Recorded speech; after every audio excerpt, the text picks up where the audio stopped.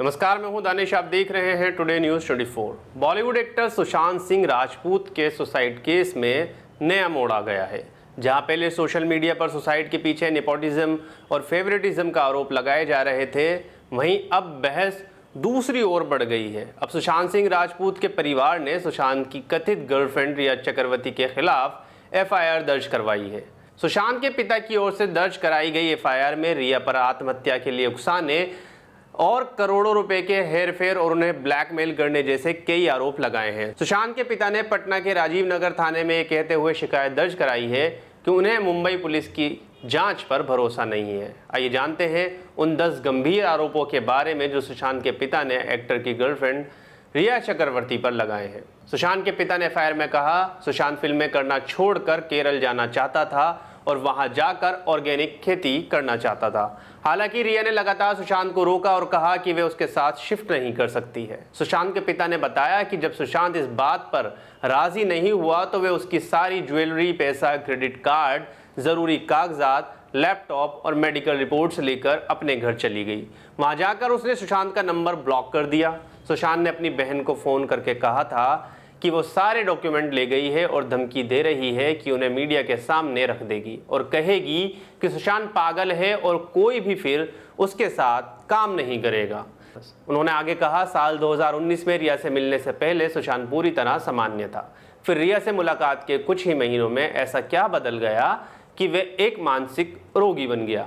सुशांत के मानसिक रोगी बन जाने की वजह क्या थी, इस बात की जाँच की जानी चाहिए। वो कहते हैं, सुशांत सिंह राजपूत को अगर मानसिक समस्या हो रही थी तो उसके परिवार को क्यों नहीं सूचित किया गया, जबकि इस बात की जानकारी सबसे पहले उसके परिवार को मिलनी चाहिए थी। आगे एफआईआर में कहा गया है कि रिया सुशांत को अपने घर ले गई और इलाज के दौरान उसे कई बार ओवरडोज दी गई। रिया ने सभी को यह कहा कि सुशांत को डेंगू हो गया है। रिया सुशांत को कोई भी फिल्म साइन नहीं करने दे रही थी। जब भी कोई प्रपोजल आता था तो वो इस बात का दबाव बनाया करती थी कि सुशांत ये शर्त रखे कि वह फिल्म तभी करेगा जब रिया उसमें लीड एक्ट्रेस होगी।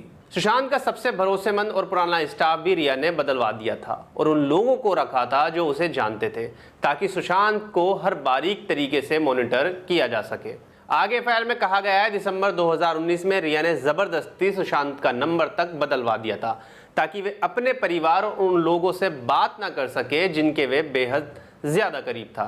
रिया ने सुशांत के पटना जाकर उसके परिवार से मिलने पर भी पाबंदी लगा दी थी।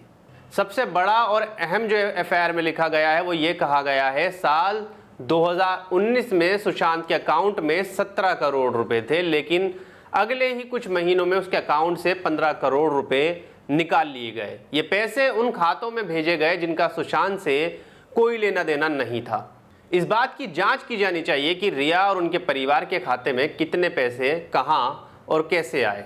सुशांत के पिता की ओर से दर्ज कराई गई रिपोर्ट के अनुसार रिया ही सुशांत के बैंक अकाउंट का हिसाब रखती थी और उन्होंने काफी पैसे अपने निजी हित के लिए इस्तेमाल किए हैं। आरोप है कि एक साल में सुशांत के अकाउंट से करीब 15 करोड़ रुपए अलग अलग जगहों पर ट्रांसफर किए गए थे, जिनका सुशांत से कोई लिंक नहीं था। साथ ही सुशांत के परिवार की ओर से रिया के घर वालों पर भी कई आरोप लगाए गए हैं, जिसमें इंद्रजीत चक्रवर्ती, संध्या चक्रवर्ती और शौविक चक्रवर्ती आदि के नाम शामिल हैं। फिलहाल पटना पुलिस मुंबई पहुंच गई है और इस मामले की छानबीन कर रही है और सूत्रों के अनुसार ये भी खबर है कि रिया चक्रवर्ती कोर्ट से एंटीसिपेटरी बेल के लिए अप्लाई कर रही हैं और अब पूरे देश को यही उम्मीद है कि बेहद जल्द ये सच सामने आ जाएगा कि सुशांत सिंह राजपूत ने आत्महत्या क्यों की थी। खैर, इस खबर के बारे में आप क्या कहना है हमें कमेंट करके ज़रूर बताएं। धन्यवाद।